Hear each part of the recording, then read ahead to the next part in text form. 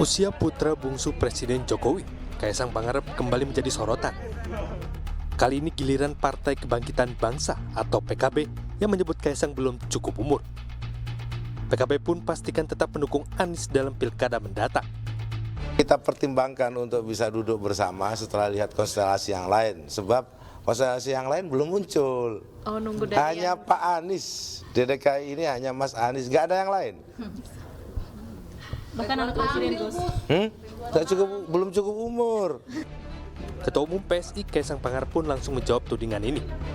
Kaisang pastikan dirinya akan tetap taat dengan konstitusi jika nantinya akan maju dalam pilkada. Ya balik lagi, kita taat dengan konstitusi, udah itu aja. Saat ini, Kaisang masih berusia 29 tahun. Putra Presiden Jokowi ini akan genap berusia 30 tahun pada 20 Desember mendatang. Peluang Kaisang maju pilkada 2024 kian lebar usai KPU akomodasi putusan MA mengenai perhitungan batas usia untuk calon kepala daerah. Dalam PKPU terbaru tertulis bahwa usia paling rendah calon gubernur dan wakil gubernur adalah 30 tahun.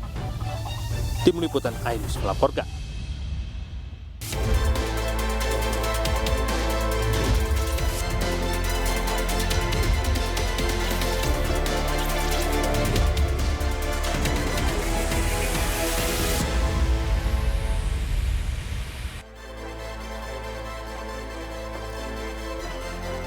Selamat siang pemirsa, kontestasi politik di Jawa Tengah semakin memanas.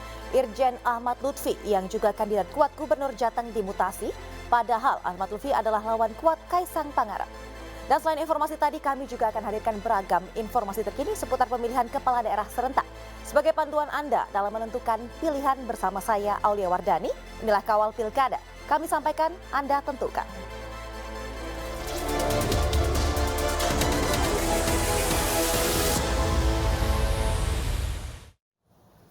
Pemirsa, sosok mantan Gubernur Jakarta Anies Baswedan masih menjadi favorit dalam gelaran Pilkada Jakarta. Sejumlah partai pun ramai-ramai mengajukan calonnya untuk menjadi pasangan dari Anies Baswedan.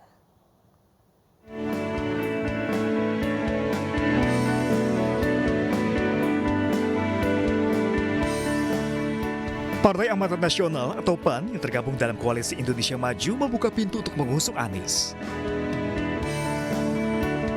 Namun, PAN memberi syarat Anies harus maju dengan kadernya Zita Anjani.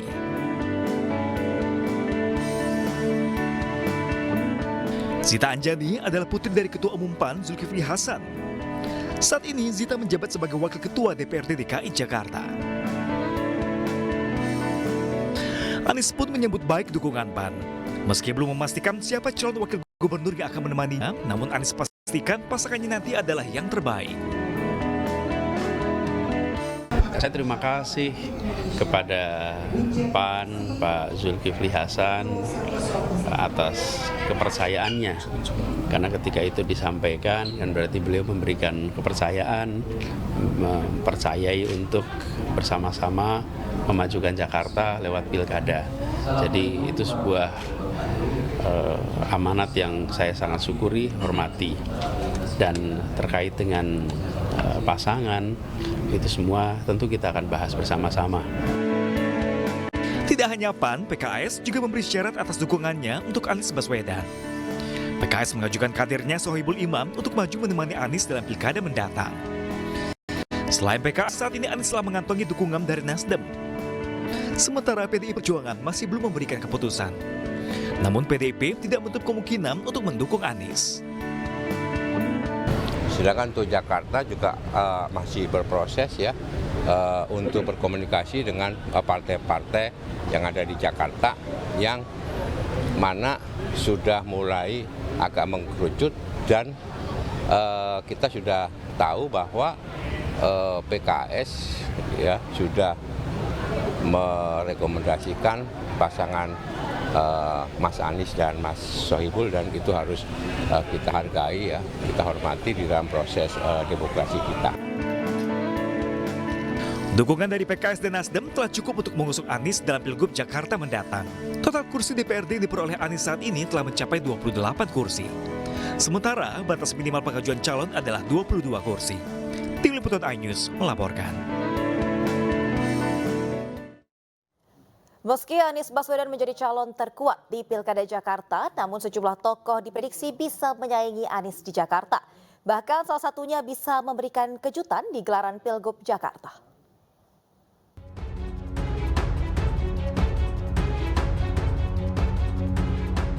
Ridwan Kamil, mantan Gubernur Jawa Barat berpotensi ikut dalam kontestasi politik Jakarta.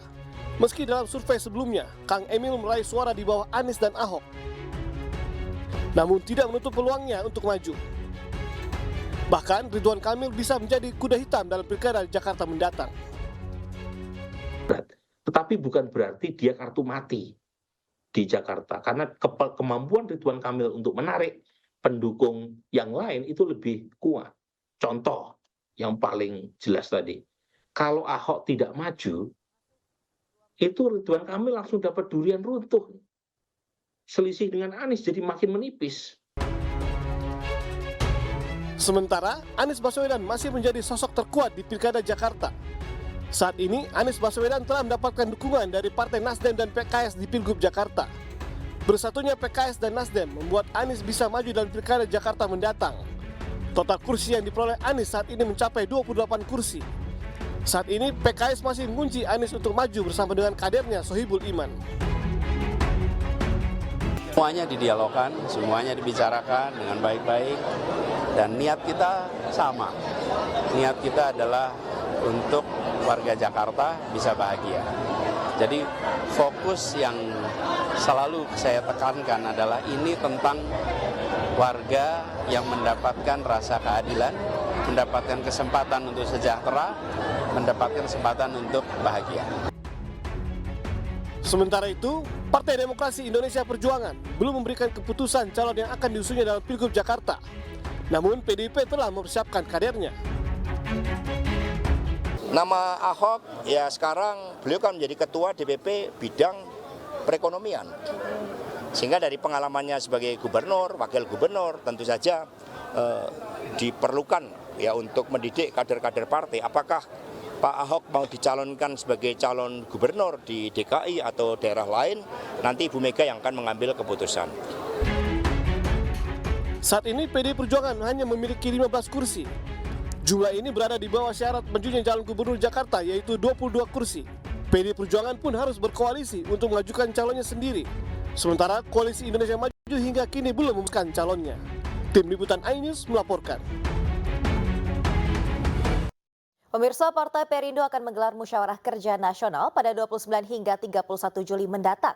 Dan Mukernas yang mengangkat tema transformasi bangkit untuk Indonesia sejahtera tersebut menjadi sarana partai untuk menyikapi situasi yang terjadi di Indonesia bahkan dunia.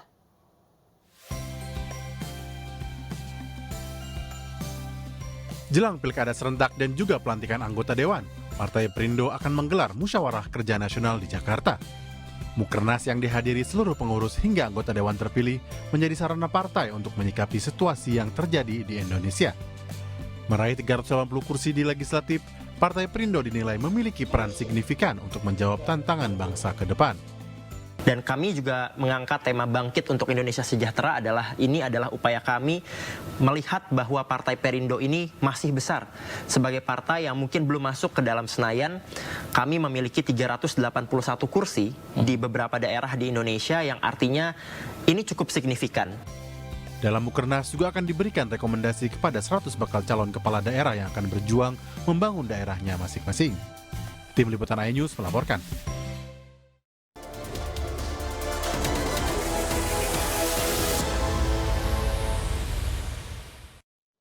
Ya, terima kasih Anda masih dikawal Pilkada pemirsa. Kontestasi politik di Jawa Tengah semakin memanas. Irjen Ahmad Lutfi yang juga kandidat kuat Gubernur Jateng dimutasi sebagai Pati Itwasum Polri di Kementerian Perdagangan.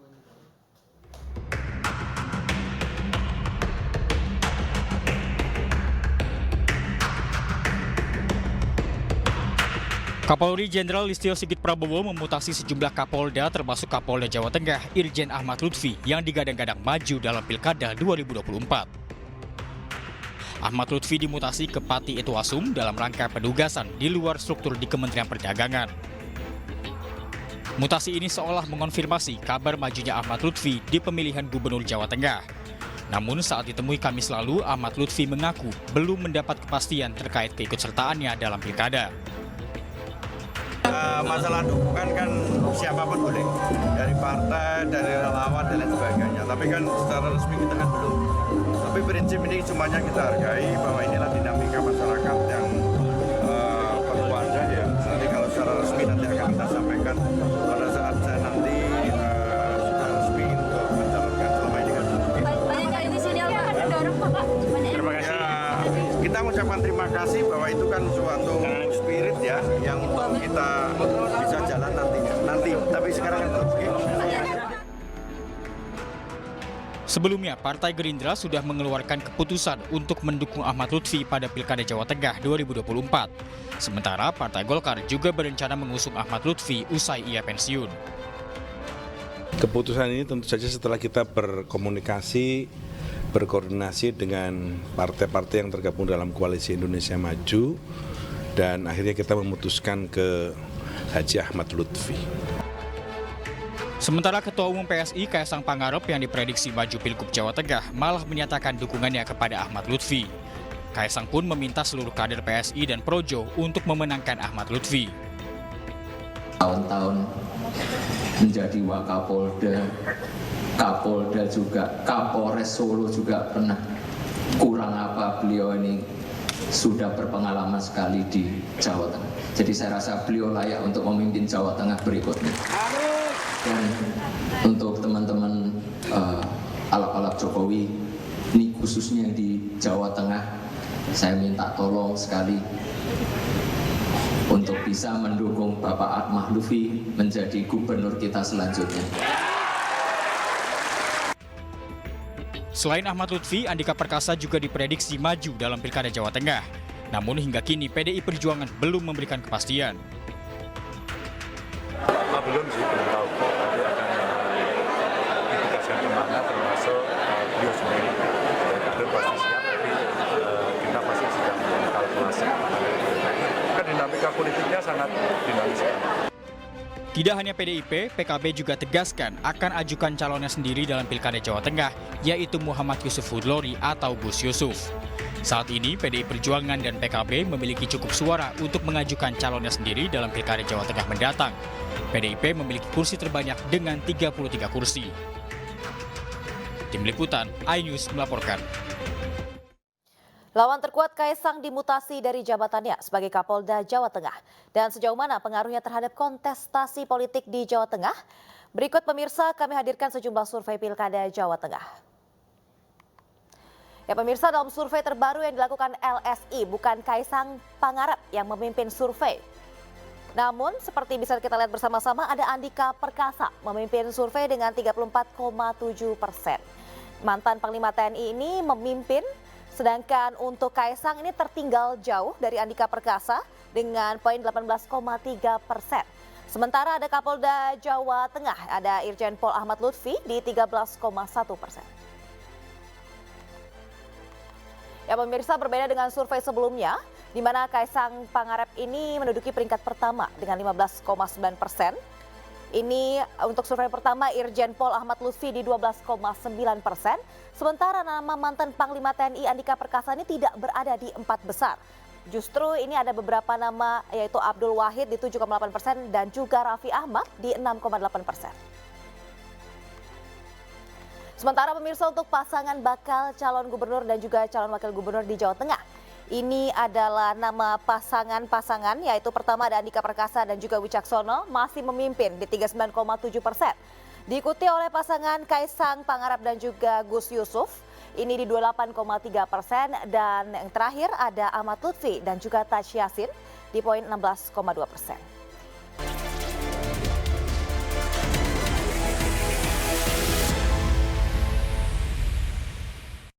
Kembali di kawal Pilkada pemirsa, saling lempar rayuan dilakukan sejumlah partai jelang Pilkada 2024. PKS yang sebelumnya berseberangan dengan Koalisi Indonesia Maju berkelakar ingin bergabung dengan koalisi pemerintah.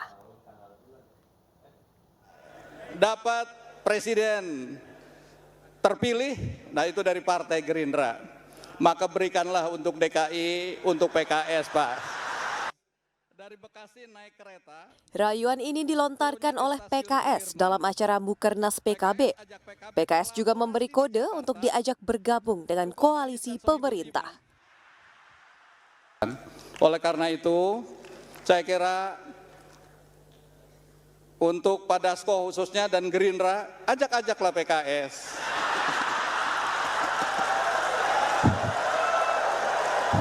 Jangan coba sekedar ngajak Nasdem dan PKB.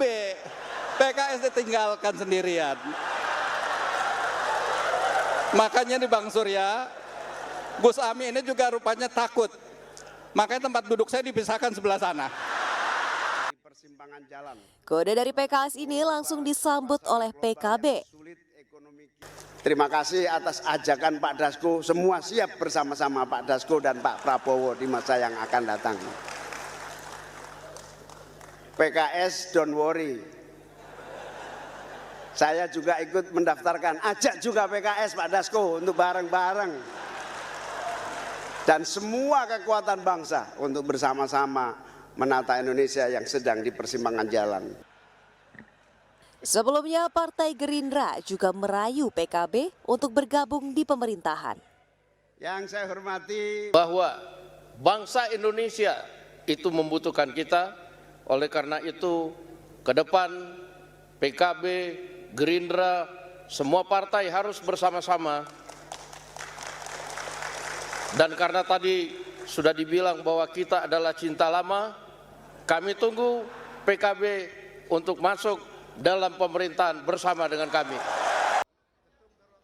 Saling rayu dilakukan sejumlah partai demi meloloskan calonnya di Pilkada 2024. Saat ini peta dukungan partai di sejumlah daerah terbagi antara partai-partai tergabung Koalisi Indonesia Maju dengan partai lain seperti PDI Perjuangan, PKS, dan PKB. Putan Ayus melaporkan. Miris, hingga kini petugas pemuktahiran data pemilih atau Pantarlih belum terima honor, padahal masa tugas mereka telah selesai. Pemirsa, informasi yang akan datang sekaligus menutup Kawal Pilkada hari ini. Saya Oleh Wardani dan juga kerabat kerja yang bertugas undur diri. Kawal Pilkada kami sampaikan, Anda tentukan.